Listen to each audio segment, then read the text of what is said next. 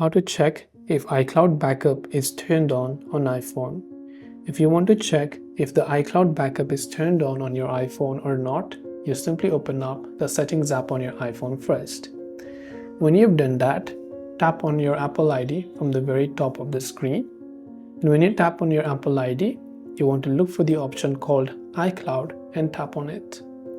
Now here you can see iCloud backup. You can just select that, and here if it is turned on, it means your backup is turned on.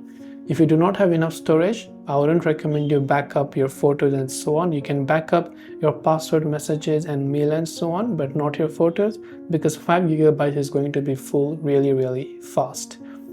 And this is the way on how we can check if iCloud backup is turned on our iPhone. I hope the video helped you out. If you have got any further questions, do feel free to leave them down in the comment section below.